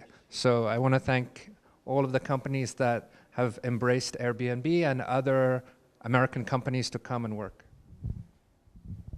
Тэгэхээр Монгол улсын хувьд нэг давуу талтай байгаа зүйл нь юу вэ гэхээр ерөнхийдөө бол 2018 он бол Монгол улсын аялал жуулчлалын салбарт бол томоохон жил байна гэж бид нар харж байгаа. Яагаад гэвэл одоо 18 онд бид нар шинэ онгоцны бодолтой болох чинь тий. 18 онд одоо аялал жуулчлал илүү олон жуулчид ирнэ. Тэр үед нь одоо жишээ нь Airbnb-гээ ашиглаад жуулчлал үйлчлэгээ санал болгож байгаа хүмүүс дундаж орлоготой хүмүүсийг таргетлаад буюу яг тэр хүмүүс зориулсан үйлчлэгийг санал болгоод олох боломжтой байгаад байгаа.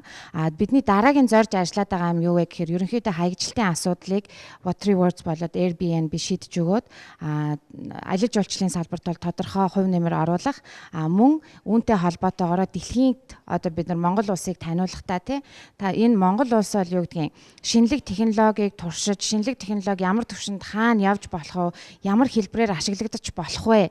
Энийгээ та мэдрэхийг хүсэж байгаа бол одоо Монгол улс жишээ нь технологийн инновацийн төв болж байна гэдэг ийм байдлаар улсыг сурчлах хэмжээнд бид нар бас ажиллахаар төлөвлөд явж байгаа. Тэгэхээр одоо юу гэдэг Японд ч юм уу Солонгос шинэ технологи туршина гэдэг бол харьцангуй дэвшилт хөгжил өндөртэй байгаад байгаа. Турших орон зай хязгаарламжтай байгаад улсуудтай харьцуулахад бол Монгол улсын залуучуудад тэр Монгол улс өөрөө энэ шинэлэг технологиг хүлээж авах чадвар нь өндөр байгаа. Тэгэхээр инновацийн төвцөг бол Монгол юм а гэдэг мессежийг бол бид нэр илүү өгөх сонирхолтой ажиллаж байгаа.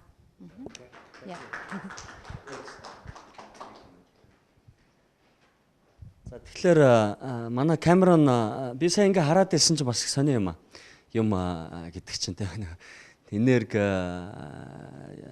зохицолтой гэдэг юм байдаг. Энэ манай энэ компаниуд шүү дээ бүгд улаан логотой. Хараад байсан чинь ард улаан, шуудан улаан болцсон. Тэгээд What3Words нь улаан, Английн компани, Америкийн Airbnb бас улаан.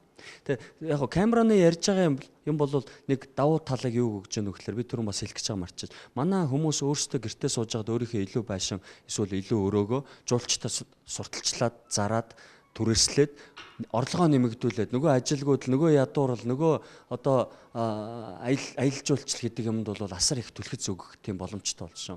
Тэгэхээр бид нар энэ What3Words-ыг Airbnb-тэй холбоод өгч байгаа гэдэг монголчууд бол бас нөгөө өөрсдөө ингээд бас анх удаага ингээ хоёр барууны компанийг зуучлаа. Зөвхөн Mercedes-Benz гэж би яриадсэн юм байна. Airbnb-д бол Монголд ч байтугай Бээжинд ч гэсэн хаягаа олоход хэцүү байгаа. Яг гэвэл хүн очиод Бээжинд байшингаа олж очиж нөгөө зочдлуудтай л өрсөлдөд байгаа шүү дээ. Тэгэхэд барууны жуулчинд бол тэр хэцүү байсан бол одоо 3 үгний хаягаар өөрийнхөө хил дээр хаягаараа очиод олоод нөгөө байшингаа авчих тийм боломж байж байгаа. Тэгээ бид нар энийг хийж өгж байгаа. Токиод бас яг адилхан.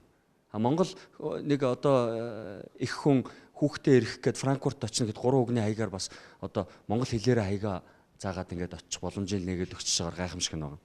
За би энэ хурлаа одоо ингээ хай.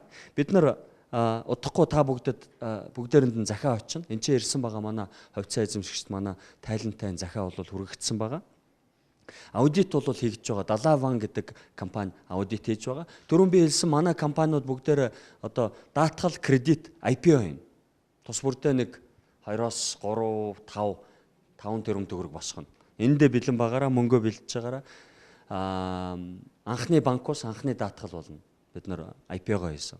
Ард санхүүгийн нэгдэл буцаад хөрөнгө оруулагч үндэстэнтэйгээ нэгдээд хөрөнгө оруулагч үндэстний хувьцаа биш те хөрөнгөний бирж дээр өнөөдөр 1720 болцсон байна шүү. Энэ бол бас сайн дохио. Ягаад гэвэл хүмүүс бас мэдрэмжтэй ингээд 1500 хэдтэй байлаа сая. Тэр маань ингээд өсөөд нэмэгдээд ингээд явчихж байна. Манай хувьцаа манай залуучууд нэг зүйлийг анхаарах хэрэгтэй. Харилцагчийн үйлчлэхэн дээр цөмөрөө энэ жил анхаарал харилцагчийн үйлчлэхний жил болгоод энэ хувьцааныхаа хуулгуудыг, зээлийн хуулгуудыг, хадгаламжийн хуулгуудыг энэ юун дотроо нөгөө захиан дотроо хийгээд хувьцаа эзэмшигчтэй жоохон мэдээлэлтэй байх тал дээр цөмөрөө анхаарч ажиллая. Санхүүгийн зохицуулах хороо болон бусад зохицуулах байгууллагуудтайгаа бид нар үргэлжлүүлээд ажиллана. Болохгүй юм бол маш их байна.